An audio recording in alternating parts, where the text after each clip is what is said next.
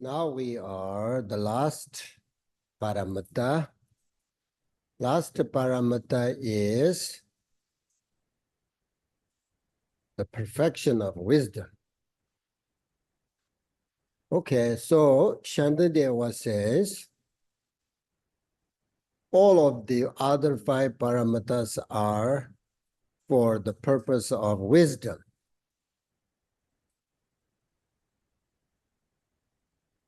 In the first stanza of wisdom chapter, it says, the Buddha taught all these branches, which is the 5 paramitas, right? All these branches for the purpose of wisdom. Therefore, those who wish to pacify suffering should generate wisdom. Shantideva kind of followed Buddha's one of the sutras say these things. So we practice all of those 5 paramitas for the sake of wisdom. As I said, 5 paramitas are skillful means, right? And we need all of them. And then wisdom, paramita is wisdom. Therefore, I can explain. So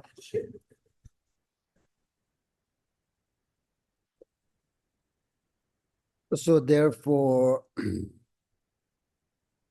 the wisdom paramita is essential for properly putting into practice the other 5 paramitas, which is generosity, discipline, patience, diligence, and concentration.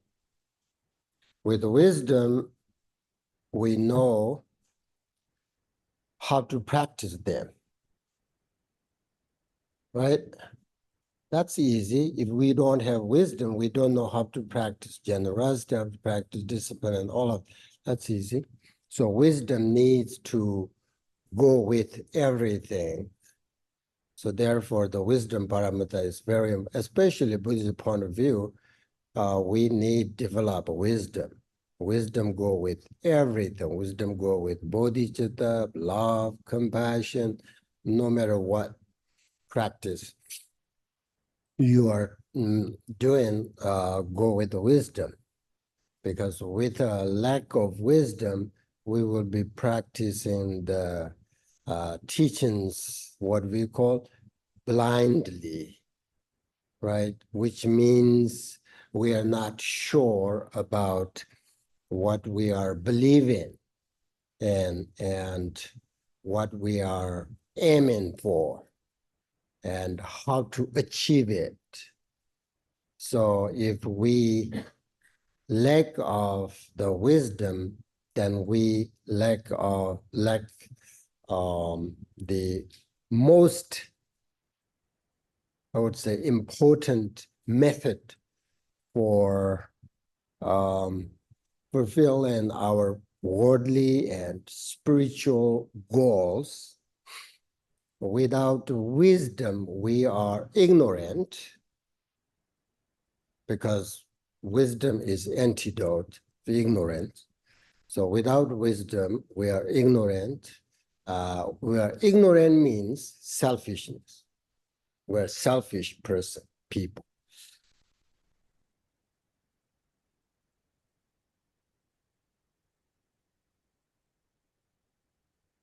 I will tell you a story of how the Buddha used his wisdom. And this is important for teachers, maybe not you, but one time there was there was an old woman, and her child has died of an unexpectedly. Of course, she loved her child and she was so sad and cried and cried nonstop. And I'm alone and old now. And why did this happen to me? You know. And one time she wants, I don't think she was Buddhist, but she asked Buddha why this happened, you know, and asked, you know, she wanted ask Buddha, she want to meet Buddha, and Buddha asked her what she wanted of him. And she said, I have heard that you are the enlightened, so please bring my child back to life, right? Otherwise, I want to kill myself, no doubt about it.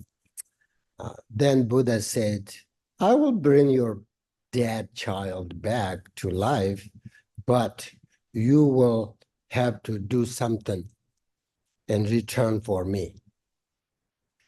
She said, I will do anything for that, you know. And then Buddha said, from today, you will go to in the village and each house and find a house, family, whatever, where nobody has died until now.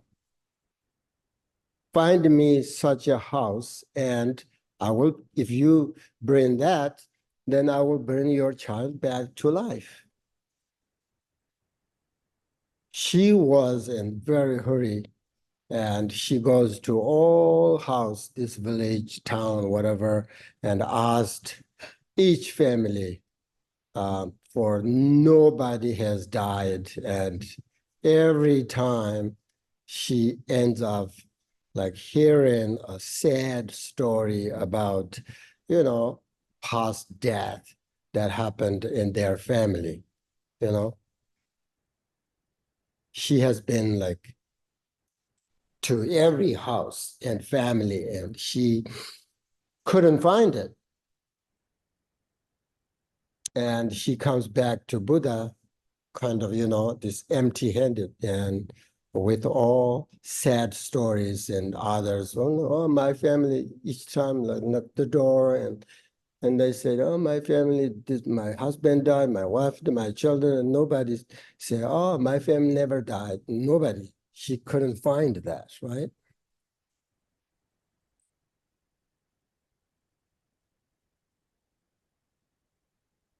So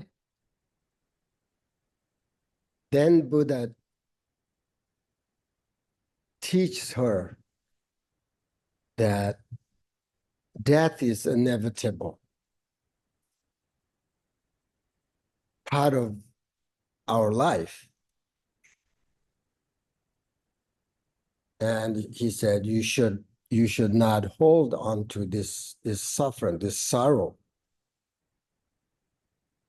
And then he talks all this impermanence and everything, the nature of life and all these things. And then finally, this woman understands the point, and she accepts her child's death and agreed to move forward.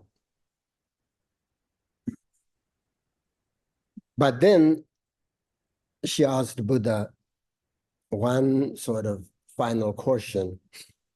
Why did you not tell me this wisdom, this method, this teaching when I first came to you? And Buddha said, when you came here, I saw you were kind of suicidal, had no purpose to leave, right? You were so suffering, so sad. At that time, no point explaining everything to you. It doesn't work. No logic or wisdom would have appealed to you. So I used my wisdom and a different method so that you understand this situation.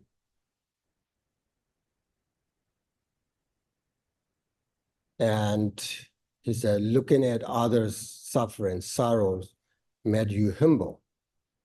Now you have a purpose to live. You don't have to kill yourself. Death is inevitable. So Buddha gave this old woman a purpose to live. That's what means when Buddha said, I will bring your dead child back to life. Of course he can't, right? But he used his wisdom. So wisdom is so important for us, like teachers, and how to teach and all that. So therefore, Shantideva said that the Buddha taught this entire system of the other five Paramuddas for the sake of wisdom. So therefore, we must cultivate this wisdom if we wish to develop our action bodhicitta, right? Without any mistakes. We're talking here about action bodhicitta. So in order to act and practice action bodhicitta, we need wisdom, because then we are do things correctly. And with wisdom, any Dharma practice we do becomes very effective for achieve and attain enlightenment. And that's why I remember the action bodhicitta, the characteristic of action bodhicitta based on wisdom. Without wisdom, attaining enlightenment it's difficult, right?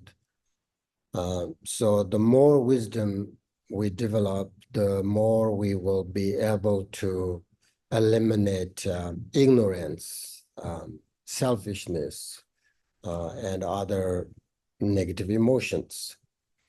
And the more we are able to eliminate these things, the more we are able to increase our capacity and realization.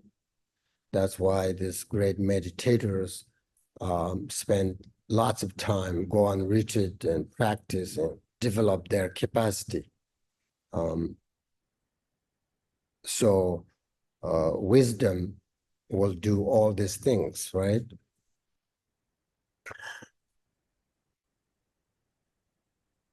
As you know, after 6 years of practice, the Buddha said, I have discovered a nectar-like wisdom realization that is infinite, profound, and peaceful. That is how he developed his wisdom and reached enlightenment. So again, also think about the definition of bodhicitta. Two things, right? Do you remember? The definition of aspiration bodhicitta and action bodhicitta, okay? So focus on sentient beings with compassion. You have to remember that focusing on sentient beings with compassion is aspiration bodhicitta. Focusing on perfect enlightenment with wisdom is action bodhicitta. So there is compassion, there's wisdom. So if either of this is missing, then it will not be genuine bodhicitta, right? So that's why love, compassion, we don't call bodhicitta. Part of bodhicitta, but it's not bodhicitta, because bodhicitta, what is definition of bodhicitta? Compassion, wisdom.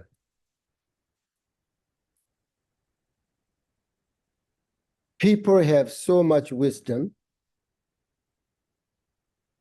that they know, why these two need to go together, compassion and wisdom, right?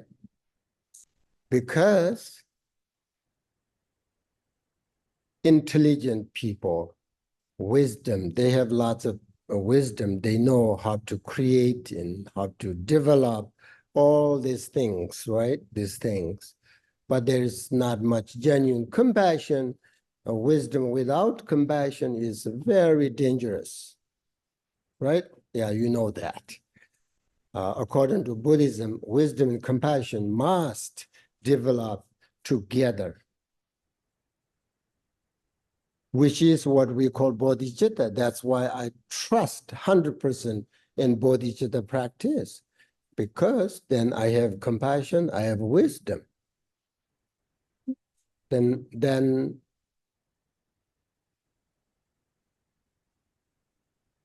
if no compassion, if we have wisdom with selfishness, right, we become very arrogant, very harmful.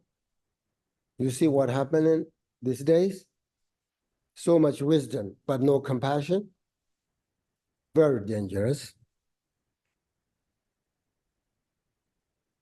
But if we have a great wisdom with genuine compassion, we become very helpful, very kind, like a Buddha.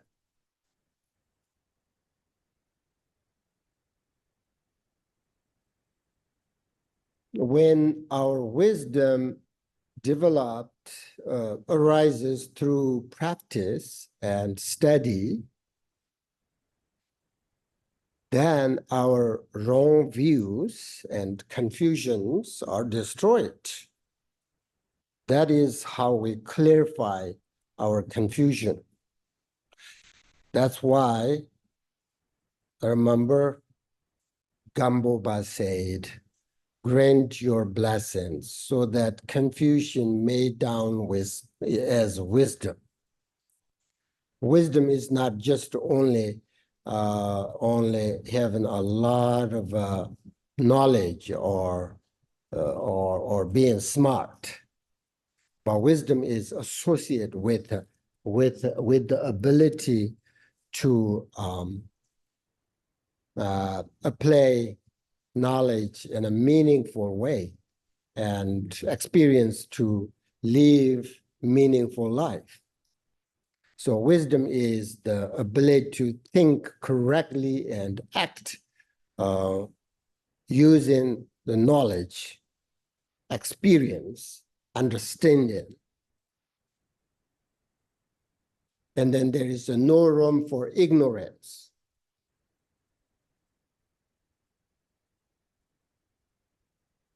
And a lack of wisdom can lead to bad decision making, misunderstandings.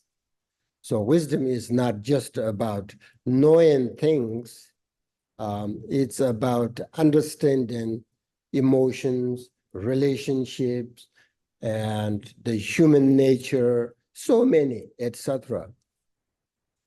Lama Tsongkhapa said, without wisdom, realizing ultimate reality, you cannot cut the root cause of samsara. Remember, in the prayer of Samantabhadra says, all beings have the same nature, but two paths. The path to samsara begins with ignorance. Path to nirvana, enlightenment, begins with wisdom. So that is in general explanation of what is wisdom.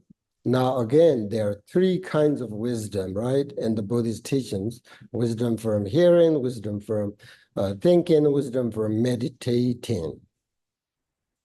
Wisdom from hearing is learn about Dharma through hearing teachings. Wisdom from thinking is not only you are hearing the teachings, but also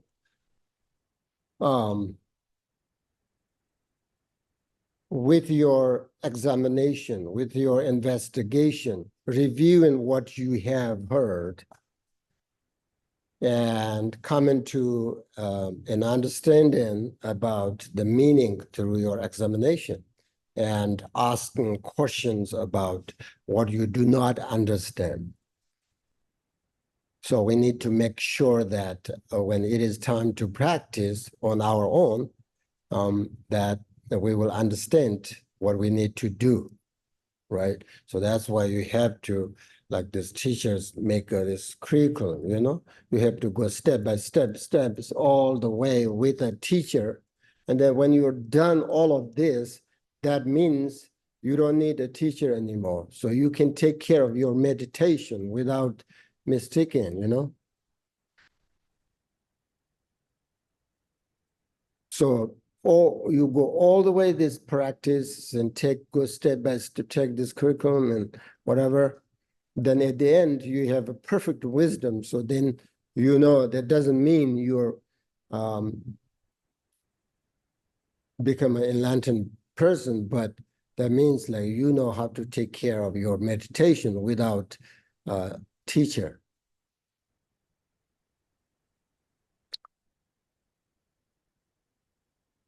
So this wisdom allows us to point out what must be adopted and what must be abandoned. And wisdom for meditation is after we study the teachings, contemplate on them as much as we can. And then we put them into our life. And once we gain this experience in our meditation, then the realization will come. So the essence of the perfection of wisdom is understanding our minds, the nature of our minds, nature of our life.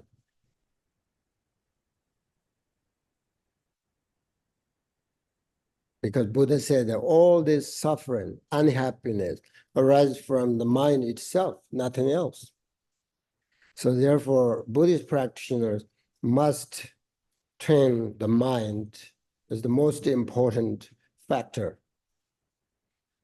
Shantideva also said that those who have not cultivated the mind and recognized the nature of mind, which is the very essence of Dharma, although they wish for happiness and overcome suffering, it will be impossible without compassion and wisdom.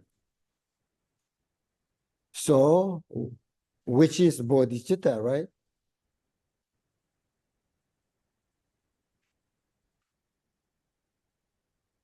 So examine our mind through logical reasoning or through analytical meditation and through rest in meditation.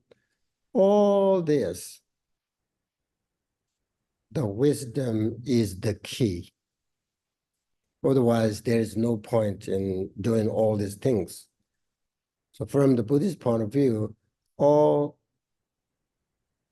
these external phenomena arise and are created by mind. They're just rikputsal means like they're just a display of mind. So if we understand about our minds, basically we understand everything. So therefore, we have to recognize and understand only the nature of our mind, right? And as I said yesterday, if you really recognize the nature of mind, there's no doubt about you will understand the future life.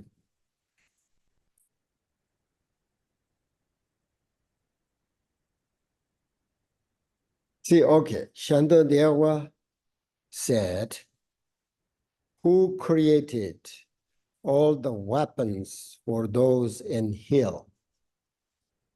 Who created the burning iron ground? Who created all these things? All these such things arise from only an evil mind. That's what he said.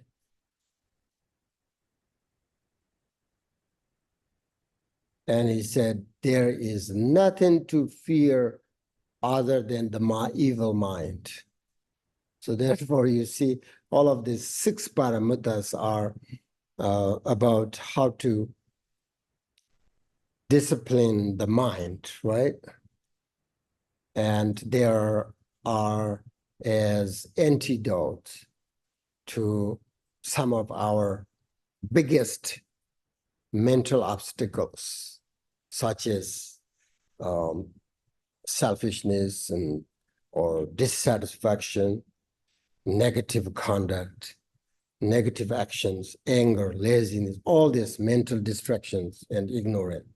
So the 6 paramita attitudes are states of mind that lead the way to enlightenment.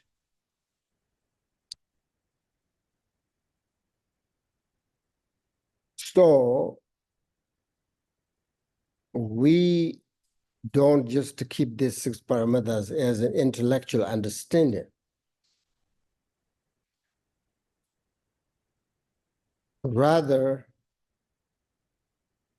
they are states of mind that we need to practice together and use as we go about our daily life. For example, generosity is the willingness to give to others whatever is needed, right? It helps to overcome attachment, strangeness, which are unhappy state of mind that brings problems. And for example, discipline paramita, avoiding all of the problems that arise from acting, speaking, and thinking harmfully. It helps us to overcome our negative behavior, conduct, develop self-control. And for example, patience paramita is the ability to endure difficulties without getting angry and upset. It helps us to overcome anger, impatience, intolerance, which are also a disturbing state of mind. It helps us, we're able to keep calm and face difficulties. And then, for example, diligence paramita is courageous action, not to give up when things are not going well. It gives us strength to finish what we have started and without getting discouraged. My teachers always say, if you start something, you have to finish. If you can't finish, don't start. Then meditative concentration paramita is a state mind totally free from mental wandering, emotional upset, letting go of discursive thoughts. It helps us to stay focused on whatever we are doing so we can avoid mistakes. It also really helps us to overcome stress, fear, anxiety, all these things. And then the last wisdom paramita is, I'm just giving you the summary, okay? Because then you can keep your mind. So wisdom is state of mind that understands between what is appropriate, what is inappropriate, and what is correct, what is incorrect. It allows us to see clearly. It helps us to overcome ignorance and confusion. So you see, these 6 paramita perfections are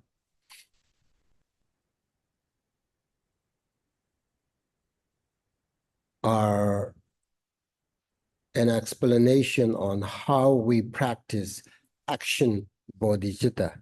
Action bodhicitta is not about preparing to do something, but actually implementing the plan through acting on these six perfections, six paramitas.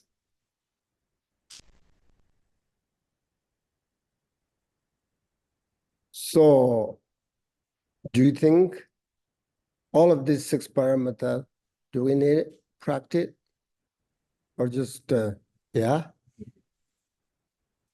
So good. So you think you understand the order, you understand the essence of the six paramitas, because six paramitas are huge, right? Huge topic. So today I give you the essence. Yep.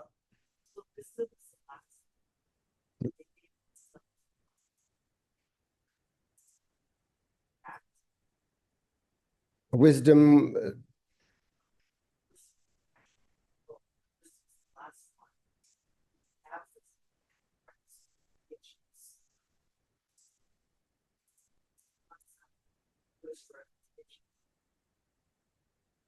So five paramitas. In order to develop wisdom, we had to go through all these five paramitas.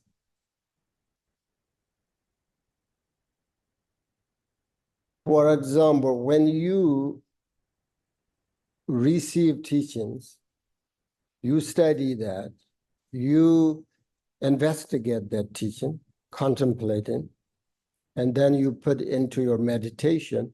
There are three, right?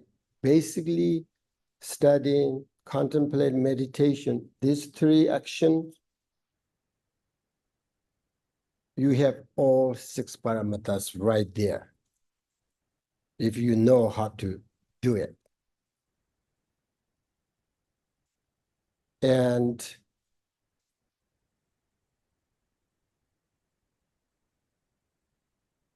if you have already the preparation, the foundation, the aspiration bodhicitta, which is you have some kind of compassion in your mind,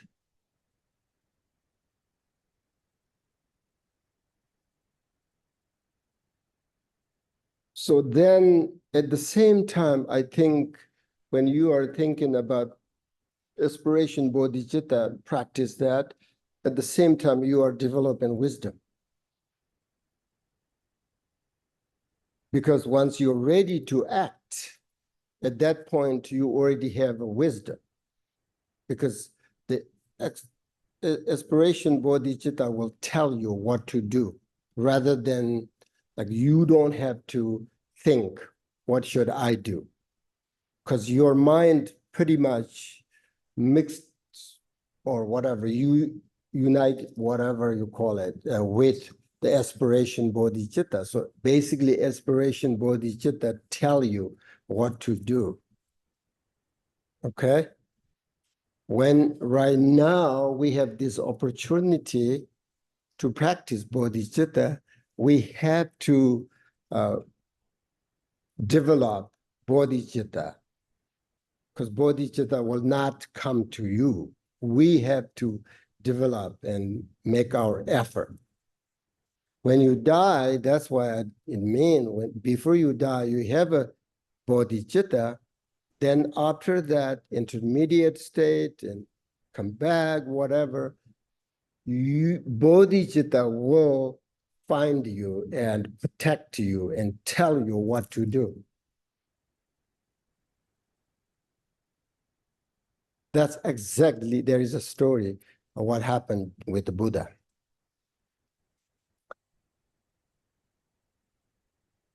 Okay.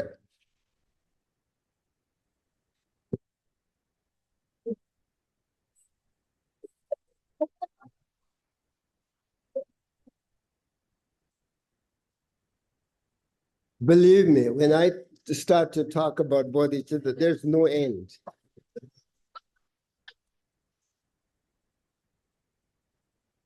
So I hope this retreat helps you to develop your bodhicitta meditation. I was very happy to hear yesterday you said, before I die, I will generate bodhicitta in the mind. That's really wonderful. And I also hope that this is a stronger way to introduce or teach about bodhicitta. It's not my idea, it's a Paltrul Rinpoche's idea, this way of bodhisattva offering.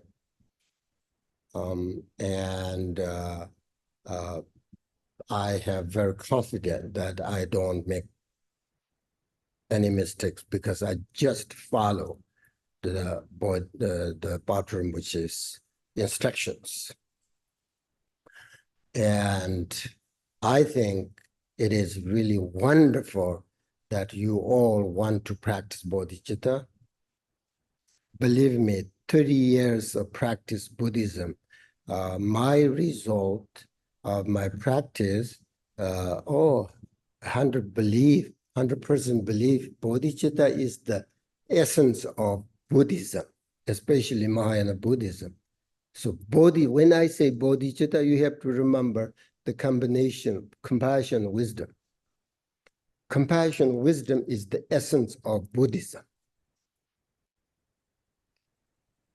So there you see so many harmful actions around the world these days. And therefore, this practice is so important.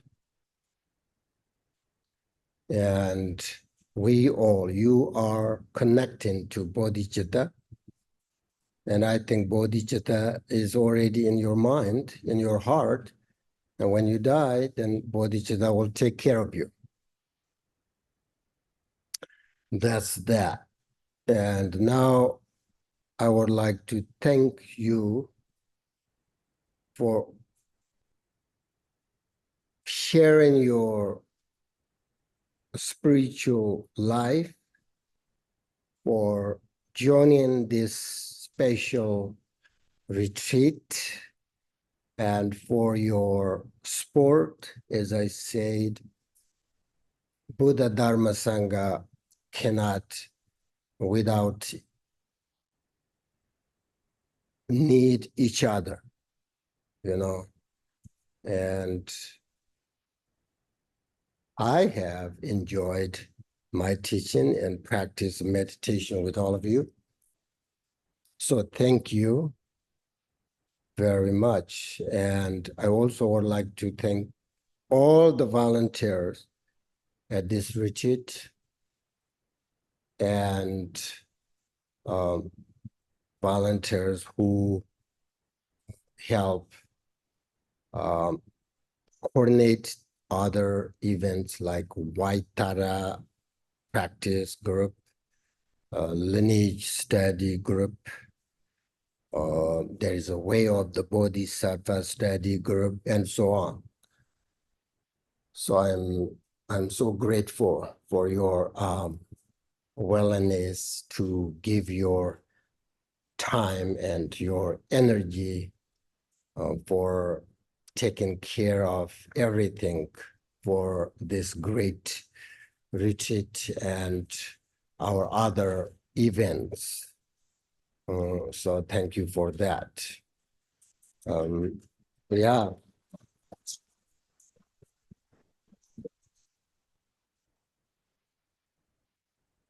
And I also would like to thank the entire team at Bodhicitta Sangha, the board members, and the retreat coordinators,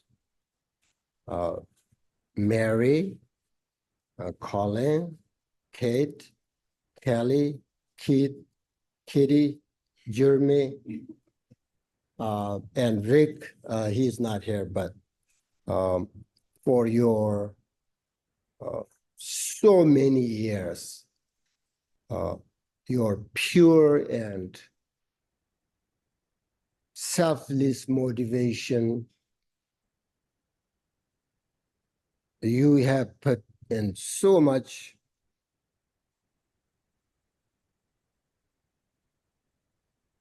I'm very emotional sense. So much energy for this Sangha.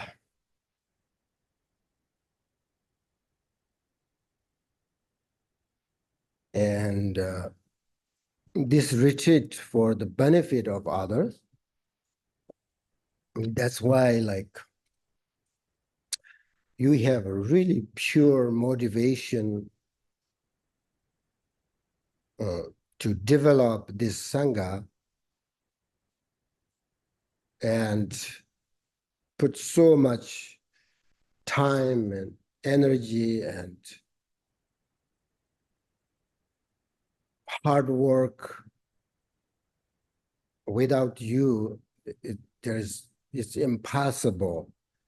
We have these great opportunities and teach Buddha Dharma here. So I really deeply thank you so much for your effort, your time, especially your hard work.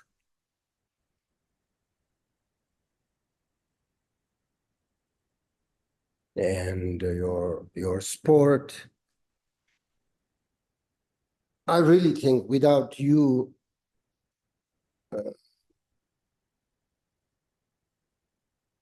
there is no chance to have all of these teachings and this great Sangha.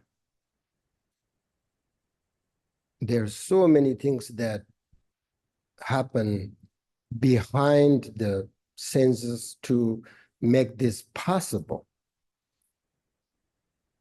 I know it takes a lot of time.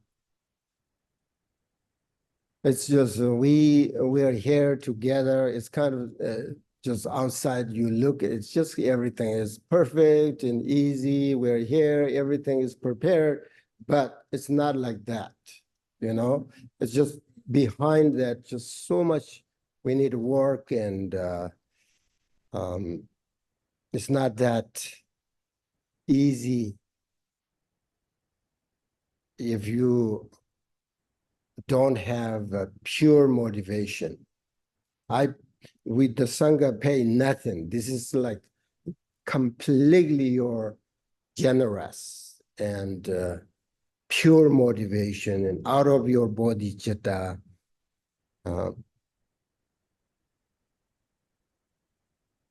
So yeah, so thank you so much for all that.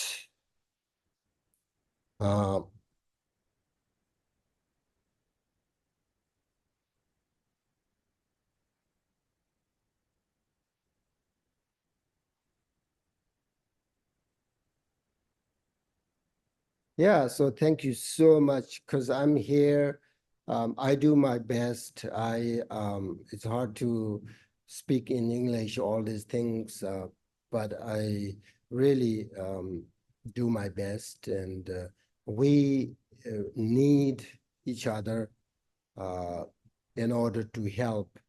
I mean, you think, there's so many people here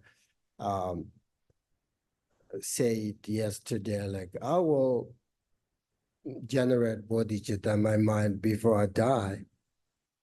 You see that kind of like, that's the really amazing, I think. So because of you,